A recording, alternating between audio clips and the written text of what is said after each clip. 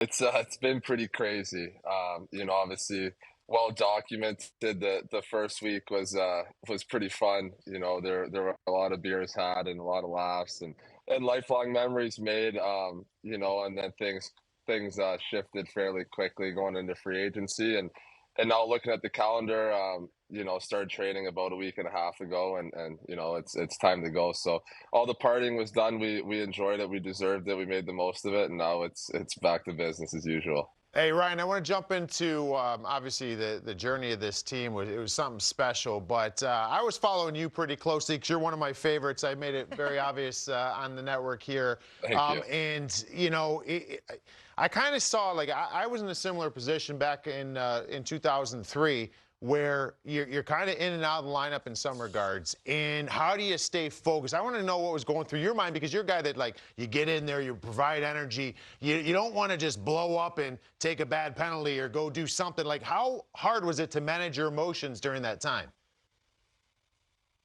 Yeah, it was tough. It was tough. Obviously, you want to be in every game, especially when they mean that much. It's tough to watch. You kind of you want to be in there and have an impact and help your team win any way possible. But yeah, like you said, it was a mental grind for sure coming in and out.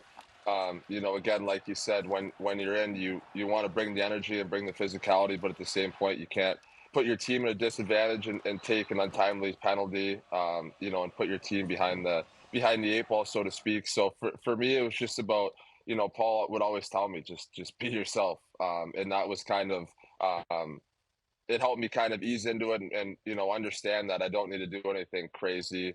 I don't need to do anything different. Just be myself, be an amazing teammate, be upbeat, be energetic. Excuse me, and the chips will fall where they will. And now you're a member of the Calgary Flames, back really where it all began for you in the NHL. But before we get to that, I do want to just follow up as being a Stanley Cup champ. I don't think you've had your day with the Cup yet, right? But what are your plans for your day with the Cup? What can we expect? Yeah, obviously, looking forward to that day. As of right now, we're going to take it to one of the local police departments, and give them an opportunity to bring their families down, take some pictures with it, have some time with it. And then it's still kind of up in the air, leading towards a golf day, pool day, type vibe. It's going to be down here, so it's going to be pretty hot out. So we'll have to make sure everybody's properly hydrated and there's pools and the ocean close by. You can take a quick dip if you're too sweaty. I saw a pic not too long ago. I think it was you and your son had the matching suits. I thought it was super cool. Like, how cool is it? I know you got a couple young ones there. Is he old enough to kind of understand Dad's a champion and kind of go through this with you right now? Yeah, I don't. He obviously doesn't understand how incredibly hard it was, and the achievement it is. But his favorite words right now are Stanley Cup. Oh, So, I love it. and yeah, it's cool. It's one of those things. I never grew up. I always grew up wanting to play in the NHL, of course, and win the Stanley Cup, and to have my kids and wife around as much as they have been. It's something that's tough to put into words and thank God for all these pictures and videos because these are memories that will live forever in our household. One of those videos will live forever in Panthers' hearts, too, because it was of you mic'd up right before the biggest game of your life, Game 7 of the Stanley Cup Final. Let's check it out. Hey, we live together forever after this one. Forever. Together forever after this one. Young and only. Sheriff, let me see that smile! Yeah! I wouldn't mind being associated with you forever.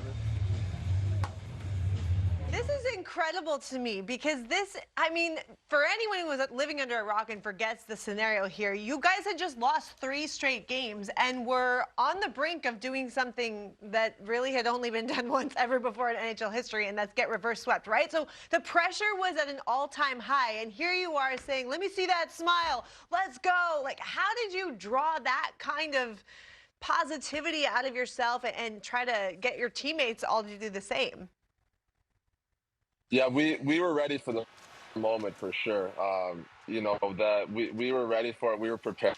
So it was more so my job just to keep things light. And, everybody knows how intense that moment was, how important it was. The gravity of the whole situation, being up 3, So everybody understood it. So it was kind of that, that thing kind of hanging over top of us. And, I kind of took it personally to make sure that we understand that, we still deserve to be in this moment, and we can still make our dreams come true. And, once we do it, we'll be sewn together in the history of the NHL forever. And, that's looking back, that's the coolest part about it, is that our names are on that thing side by side.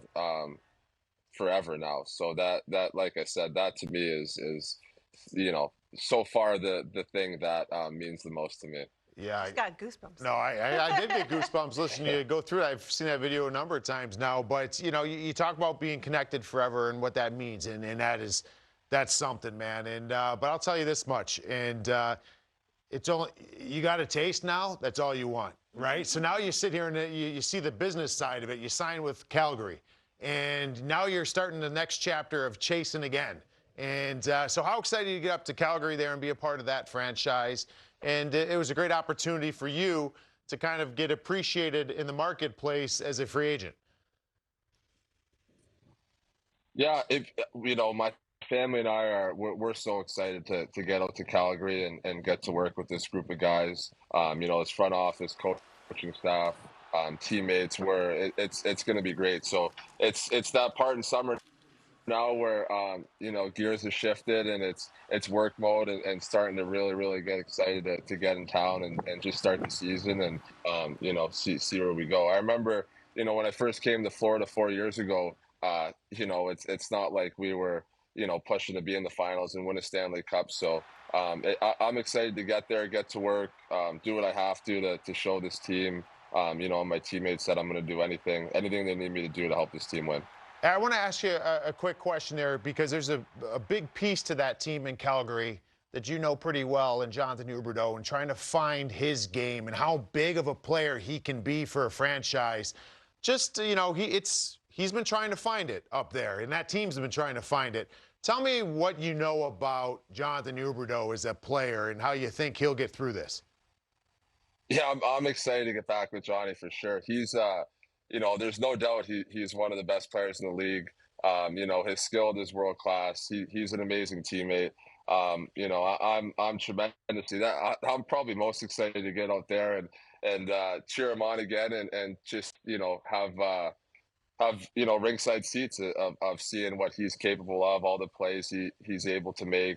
So there's no doubt in my mind that he's going to get back to the level he was at, and I'm excited to help be a part of that solution.